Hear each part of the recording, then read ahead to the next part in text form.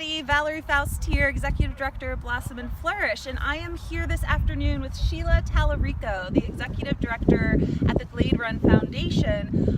She is our first winner of the Blossom and Flourish Impact Award, so I'm excited to be with her today. Thanks for joining me, Sheila. Thanks for having me. Yeah.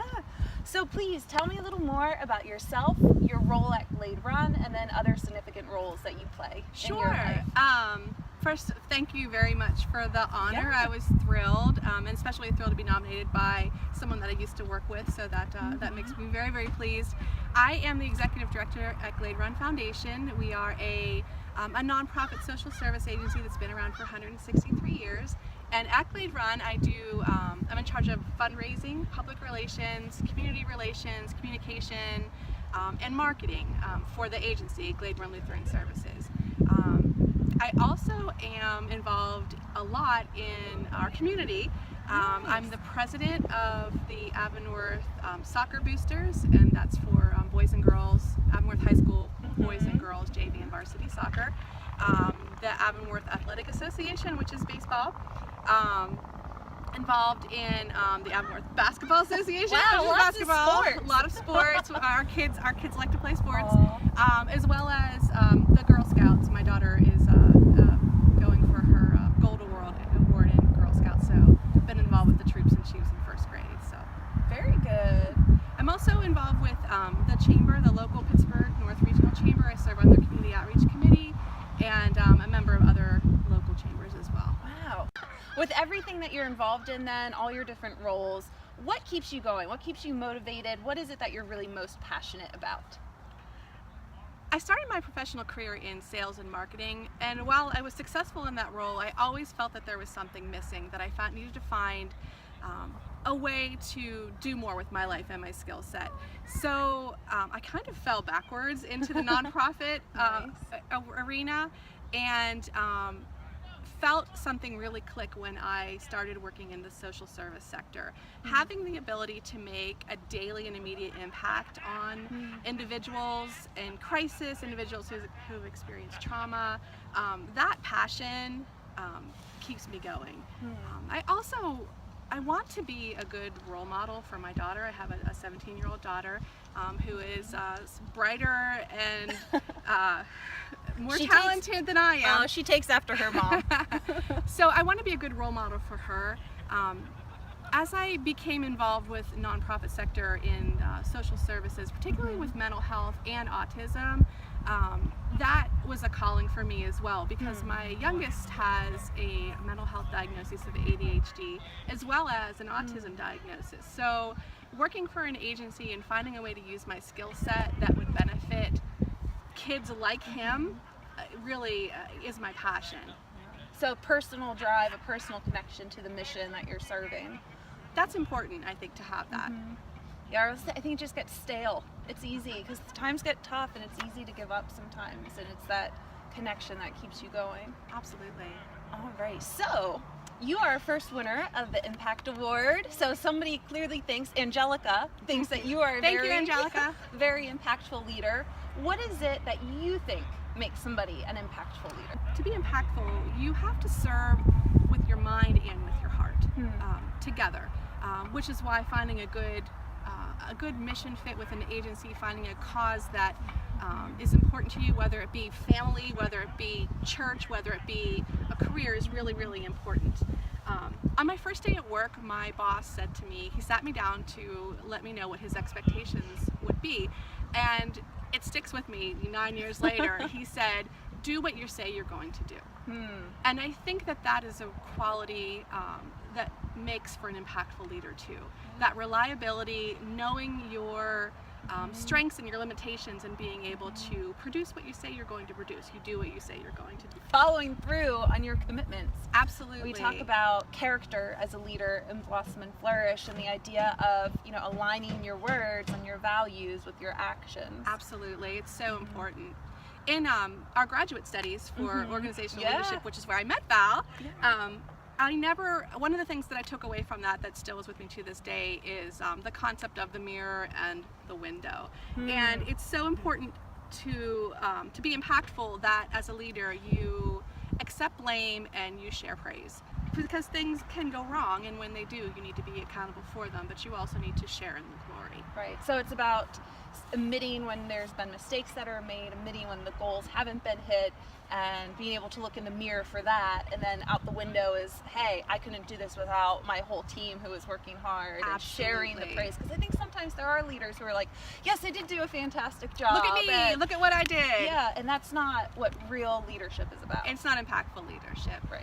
And finally, for me personally, passion and enthusiasm are key to impactful leadership. You can be a leader and not be enthusiastic, but you're not an impactful one. Right. Good. Thank you. Okay. So along these same lines, talking about leadership, what do you think in your career has been one of the most important leadership lessons that you've learned? I learn every day. I want to stress that I don't think that anyone has ever done learning, so I'm constantly learning. I think that sometimes crises happen that educate you in a way that the day-to-day may not. So we had some events at an agency where I was serving that were less than favorable, and it was an important lesson for me how imperative it was for me to have emotional intelligence and to keep a positive attitude throughout that, because like it or not, you may be looked up to and people are looking at how you respond, and you have to respond in emotionally intelligent ways, even though you may not want to or wish you could say what you really think, and to keep that positive that self-awareness, self-management, being aware of others. See, I told you emotional intelligence is important. Intelligence. And then the other thing too that I think that has been really important for me, a lesson that I've learned in the past 2 places that I've worked over the past 18 or 20 years is I've worked for agencies that are sanctuary certified, and sanctuary is a trauma-informed model, organizational model of care, and it stresses self-care and how important it is to take care of yourself. So that's been an important lesson too, because a lot of times we put our own needs on the back burner, but it's really important for us to be able to take care of ourselves, to be able to know how we can keep ourselves safe and emotionally intelligent. Wonderful. Yeah, it's easy to start serving others so much that we keep pouring out, and we don't ever take time to be refreshed or renewed and be poured into. And then nobody is effective when they're running on empty. Right. So, growing up, or maybe at some point in your professional career, did you ever struggle with confidence? I think it's something that a lot of young women struggled with. It. I did, definitely, when middle school, high school, even in college in different areas. And have you ever struggled with confidence? And what do you think were some ways that you started to overcome that? Because here you are, successful executive director of an organization, making an impact. So what lessons did you learn in that area? So the answer is, of course, I've struggled with confidence. Growing up, even in grade school, I was a full head taller than everybody else. I was always tall and gangly. Back row for the pictures. Yes, always back row, everybody else and then me. So, that's awkward as you're entering your kind of, preteen years to be taller than everybody, especially the boys. And I also grew up in a rural area, very, very rural. So not as advanced as some other areas might be. So one of the ways that I overcame some confidence issues in like late grade school and middle school and high school is through sports. I played basketball, I played volleyball, I tried track, wasn't very good at that, but I was never a star athlete, but the importance of being part of a team and having a team to boost you up, and knowing that you have that reciprocal relationship where they rely on you and you rely on them, and again, bringing a positive attitude, that really helped build my confidence. I was academically successful, so again, you have to work for that, so working hard and reaching those academic milestones is a confidence builder. And then, again, come from a very small town in the country, I paid for my own education. I paid my way through college. And that's a lot of work, speaking of hard work. It is a lot of work, especially when you need to be working part-time too to cover your expenses. So I had bouts of, am I going to be able to do this? Am I going to be able to work part-time, handle social engagements, and most importantly, my academic commitments? And having people around me that were sharing the same issues was a way to build confidence through that. Like, they wouldn't let me quit. The So sense even of when I was community and having a support system. it's so important. Yeah. And you can find that anywhere. I mean, you can find that anywhere you go. And then in my professional career, you can't be a fundraiser and not experience rejection. Yes. And whether you're writing a grant or sending out a sponsorship proposal, there is rejection involved. And it's important to know that it's not personal. And you just need to work harder to build relationships that will allow for those things to happen.